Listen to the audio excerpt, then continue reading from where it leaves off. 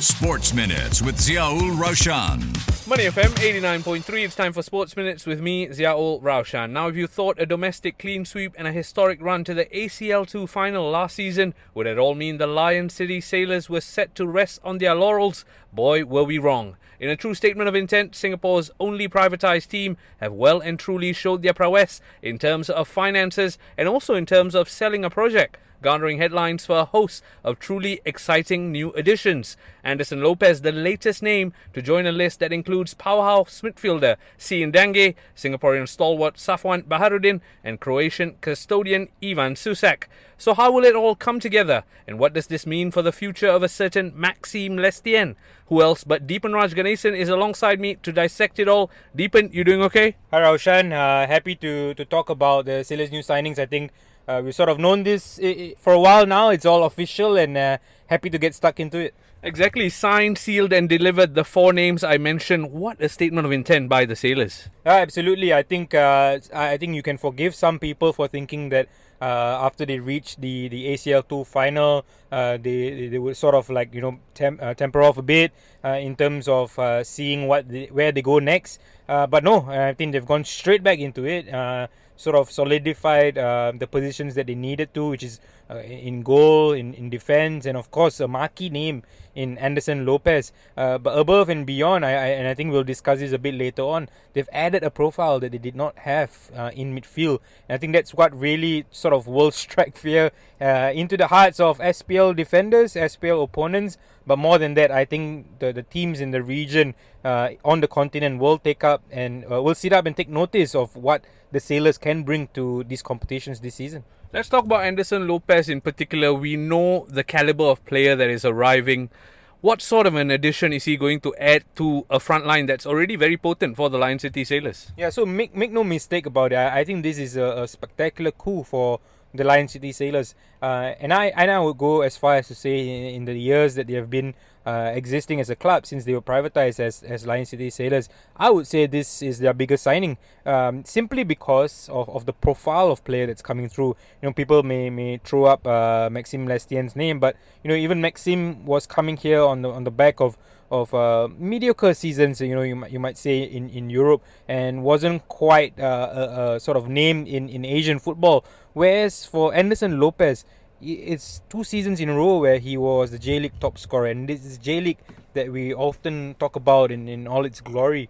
And as recently as the ACL Elite of the last season, second top scorer in the competition, that's no easy feat. And that was more goals, and I said this in my article, more goals than Cristiano Ronaldo, Ivan Toney, Alexander Mitrovic, and these are all storied names. So again, I think he brings a certain level of pedigree, a know-how, and basically you can rely on him to do the business in the continental competitions, and you would hope in ASEAN level competitions as well. So to me, I think this is a huge signing, and as I found out and I reported it in the story, he turned down some moves from Saudi Arabia, from Botafogo, who are a big club in Brazil, who played in the recent Club World Cup. These are all teams that are far and beyond, have a greater history than the Lion City Sailors, because Sailors are a new club. So I think it's a like you mentioned, right, in terms of statements, this is a big one.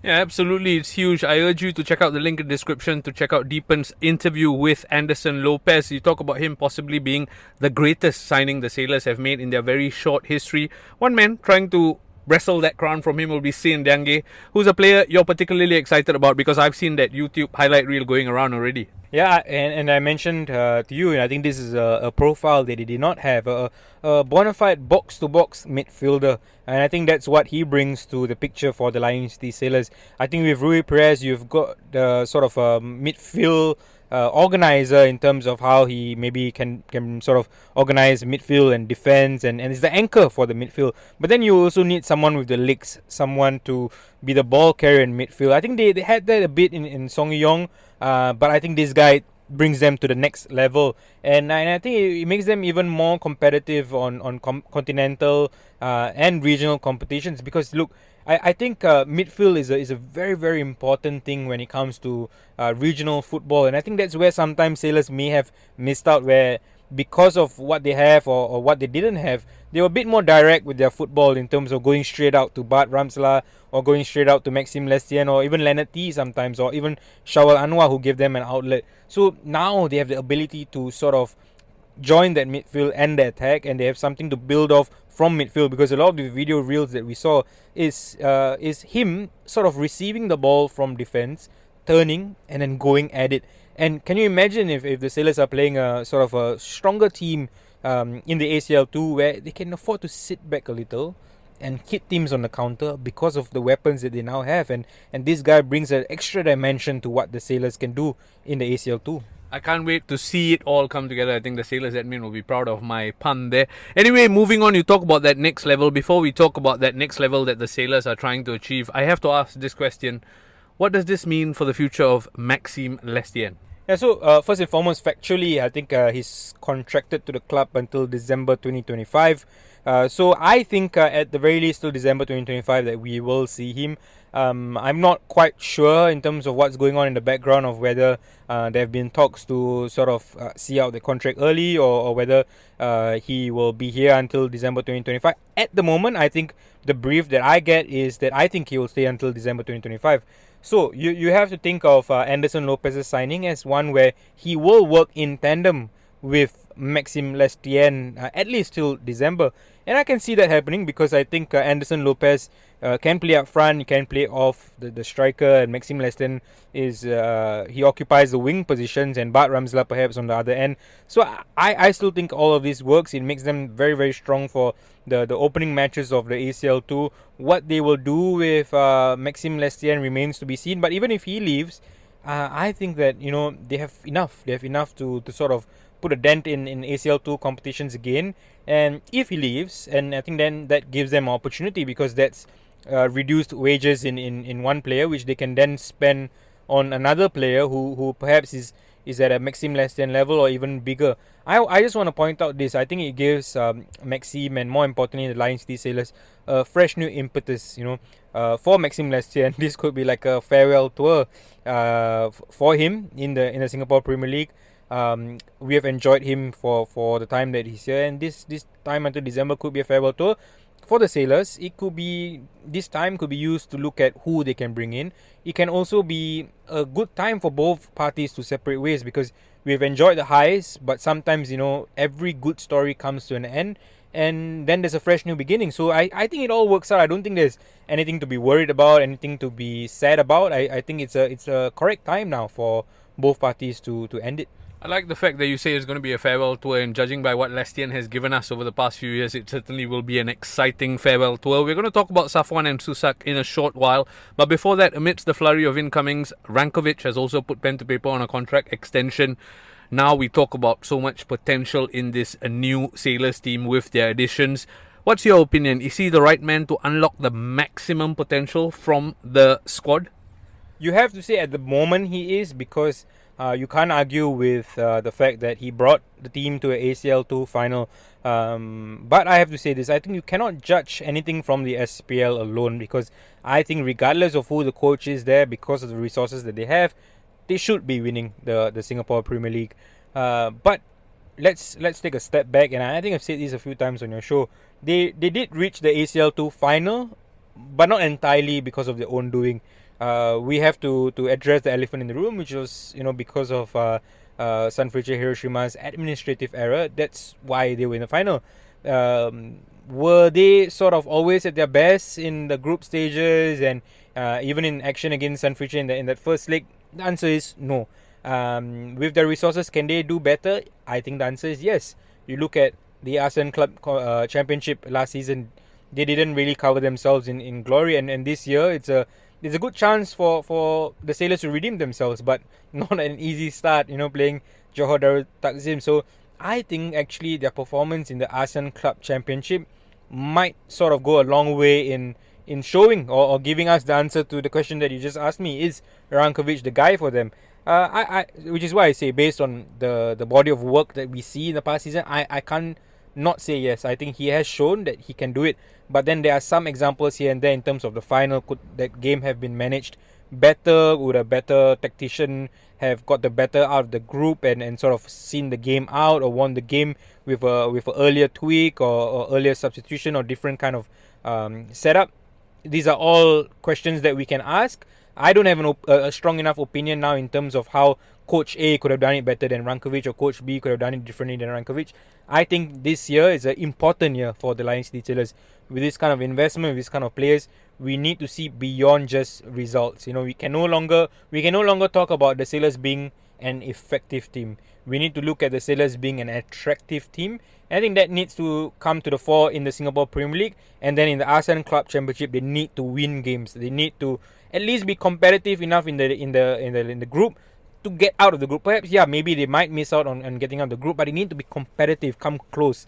And then in the ACL2, another run deep into the knockout stages. Whether or not they reach the final, that's to me not the case. I mean, you can't just say that, they reached the final last year, and if they don't reach the final this year, there'll be failure. I don't think it works that way. But we need to see progress. And I think progress is by seeing a more competitive Sailors on the regional front and on the continental front. I love that turn of phrase, effective, attractive. We want the team to be attractive, but I guess Rankovic will argue that results are effective, right? Time will tell how it all pans out. We talked about 2 signings. Let's talk about the 2 other additions, Safuwan Baharudin as well as Ivan Sušak. First, about the goalkeeper. Does he automatically become number 1 of that team? I think Sailors needed a more sort of experienced custodian in continental and regional competitions. And with that kind of height, with that kind of CV that he has, I think Ivan Sušak comes in right away in those competitions. I think Izwan perhaps might be the go-to in the Singapore Premier League. But what really I think should be the case, where it should be both of them going at each other in training, trying to be the better of each other, trying to show a performance level that's befitting of being the number 1 at the club. And I think the best one will get to play. At the moment, I think it's an upgrade on Izwan. I think having Ivan Sušak there, I think you need that height, you need the experience, you need the stature in those competitions. And I think Sušak might get the edge because of that.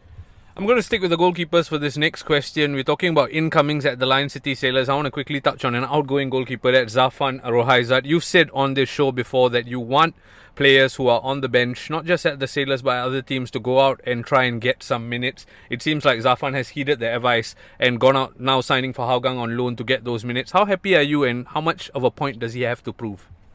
I think it's a brilliant thing for him, because for very long now, I think he's someone who shouldn't be sitting on the bench. He should be getting the game time and sort of proving to himself and to Singapore football fans that, the goalkeeping position is something that he can take over from Izwan. And I think he needs to play week in, week out. And I think that's what this Hougang move will allow him to do.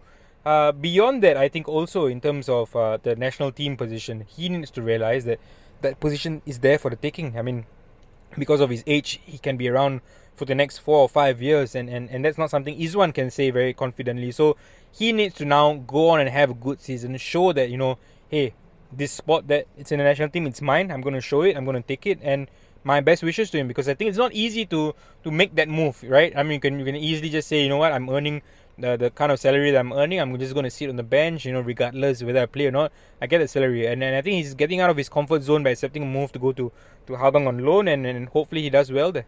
Yeah, absolutely. And you talk about the national team, that's exactly what I want to talk about, because Safuwan Baharudin has earned this loan move to the Lion City Sailors, and that's great news for Singapore football and the national team, because he is a stalwart of Singapore football, clearly in the recent games as well showed. Despite his age, he still got it, right? It'd be easy for me to sit here and ask you the easy question in terms of, how happy are you for Safuwan? But I want to ask you this. We talk about the Sailors and all their signings and how, on paper at least, magnificent they look, right? But Safuwan's addition means they now have 3 centre-backs on the wrong side of 30. Is that potentially an area of weakness that other teams will look to exploit? Yeah, so I don't think it's an area of weakness that teams may exploit in the Singapore Premier League, because I do think that with Bailey, Tony and Safuwan, I think the experience sort of covers for it. And actually, even Safuwan, I mean, even at the age, he's quite springy, he's still quite fast, and I think he can cover the ground quite well. But where my concern is the longer term future for the Lion City Sailors in terms of what's next, who's coming up, who is sort of like being able to fill the boots basically of these 3 guys if they're not there. And I think Lionel, at 27 or 28, this is the kind of age where he should be trying to get game time week in, week out. I think he will suffer as a result of this move. And just overall, I mean, what are the other names like in terms of the local defenders? Where are they? Where are they going to get the game time from? And I think then the answer would be okay. They go out to other clubs, and perhaps we might see Geylang having a local centre back, or maybe some of them have gone on to the Thai league, and that's where maybe they'll get the game time. So it's a bit of a concern. I mean, if I'm a Lion City Sailors fan, I would be thinking, hey, what's the future of the club? A lot of us like to think about the now, and that's fine. But we are all fans of English Premier League clubs as well, and that's something we think of. Hey, what's next? These guys on the wrong side of 30. Is there a 20-year-old that's coming up and all, and that gives us confidence. So if I'm a Lion City Sailors fan, that would be a bit of a concern for me. Only because you brought up the English Premier League. If Manchester United signed a 40-year-old, I'm still celebrating because at the moment we're not signing anybody. Coming back to the Singapore Premier League, final question on this. I think you touched on it earlier, but I want to ask you, what then constitutes to a successful season for the Lion City Sailors? Because by all accounts, on paper, they should be sweeping up domestically.